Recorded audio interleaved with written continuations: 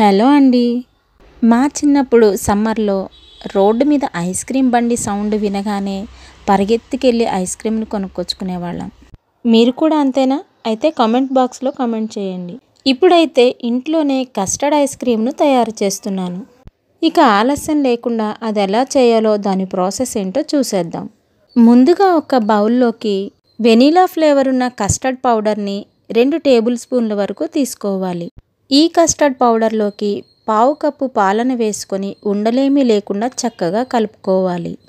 ఈ పాలు పచ్చివైనా వేసుకోవచ్చు, లేదా కాచి చల్లార్చిన పాలైనా పర్వాలేదు. ఈ కస్టర్డ్ మిక్స్ని అలా పక్కకు పెట్టేసుకొని స్టవ్ వెలిగించేసుకొని ఒక గిన్నె పెట్టుకొని అందులోకి 3 కప్పుల వరకు పాలను తీసుకోవాలి. 1 కప్పు పాలు వచ్చేసి 250 ml, అంటే మనం తీసుకున్న పాలు 3/4 లీటర్ ఉంటాయి. ఇలా పాలను 2-3 పొంగులు వచ్చేంత వరకు కాగనివ్వాలి. ఇలా పొంగుతున్న పాలను గరిటెతో తిప్పుతూ 2-3 నిమిషాల పాటు మరిగించుకోవాలి. ఇలా మరుగుతున్న పాలల్లోకి 1/2 కప్పు వరకు షుగర్ను వేసుకోవాలి.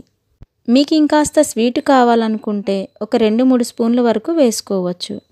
మనం వేసుకున్న షుగర్ అంతా పాలల్లో కలిసిపోయేంత వరకు గరిటెతో కలుపుతూ మరిగించుకోవాలి.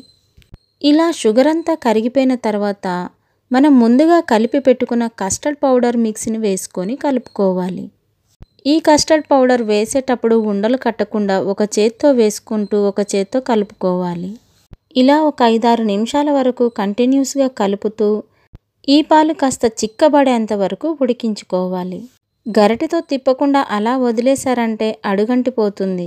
అడుగంటిన పాలతో ఐస్ క్రీమ్ చేస్తే అంత టేస్ట్గా ఉండదు. ఇలా గరిటెకు కోటయ్యేలాగా మరిగించుకుంటే సరిపోతుంది. ఇలా మరిగించుకున్న పాలల్లోకి 1/2 టేబుల్ స్పూన్ వెనిలా ఎసెన్స్ని వేసుకొని కలుపుకొని స్టవ్ ఆఫ్ చేసుకొని చల్లారనివ్వాలి. ఇలా స్టవ్ ఆఫ్ చేసుకున్నాక కూడా గరిటెతో తిప్పుతూ చల్లార్చుకోవాలి. చల్లారిన ఈ ఐస్ క్రీమ్ మిక్స్ని ఒక ఎయిర్టైట్ బాక్స్లో వేసుకొని మూత పెట్టేసుకొని 3-4 గంటల పాటు డీప్ ఫ్రిడ్జ్లో పెట్టేసుకోవాలి. 4 గంటల తర్వాత డీప్ ఫ్రిడ్జ్లో నుంచి ఐస్ క్రీమ్ మిక్స్ని కొద్దిసేపు బయట పెట్టి స్పూన్తో కదుపుతూ మొత్తాన్ని ఒక దగ్గరికి చేయాలి. ఇప్పుడు ఒక బౌల్ తీసుకొని ఐస్ క్రీమ్ మిక్స్ని అంతటిని ఆ బౌల్లోకి వేసుకొని ఎలక్ట్రికల్ బీటర్తో బాగా బీట్ చేసుకోవాలి. ఇలా ఎలక్ట్రికల్ బీటర్ లేని వాళ్ళు మిక్సీ జార్లో వేసుకొనైనా మిక్స్ చేసుకోవచ్చు. మధ్య మధ్యలో 2-3 సార్లు ఆపుతూ ఇలా బాగా బీట్ చేసుకోవాలి. బాగా బీట్ చేసుకున్న ఐస్ క్రీమ్ మిక్స్లోకి పావు కప్పు వరకు ఫ్రెష్ క్రీమ్ను వేసుకొని మరలా ఒకసారి బీట్ చేసుకోవాలి. ఐస్ క్రీమ్ బాగా క్రీమీగా చక్కగా రావాలంటే ఈ బీట్ చేయడంలోనే ఉంటుంది. ఇలా బాగా బీట్ చేసుకున్న ఐస్ క్రీమ్ మిక్స్లోకి 3-4 స్పూన్ల వరకు టూటీ ఫ్రూటీని కూడా వేసుకొని చక్కగా మిక్స్ చేసుకోవాలి.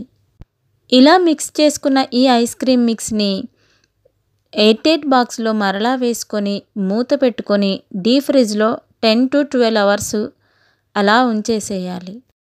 12 అవర్స్ తర్వాత మన కస్టర్డ్ ఐస్ క్రీమ్ని డీప్ ఫ్రిడ్జ్లో నుంచి బయటికి తీసుకొని కాసేపు అలా పక్కన ఉంచేసి ఐస్ క్రీమ్ స్కూప్తో ఇలా ఐస్ క్రీమ్ని తీసుకొని ఒక బౌల్లోకి వేసుకోవాలి.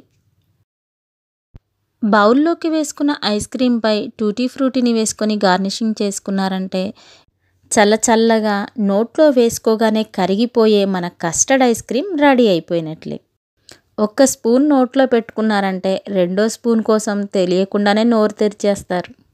అంత బాగుంటుంది ఈ కస్టర్డ్ ఐస్ క్రీమ్. ఇంకెందుకు ఆలస్యం, ఇంట్లోనే మీరు కూడా ఇలా తయారు చేసుకొని సమ్మర్ అంతా ఎంజాయ్ చేసేయండి. మరొక వీడియోతో మళ్ళీ కలుసుకుందాం. అంతవరకు బాయ్.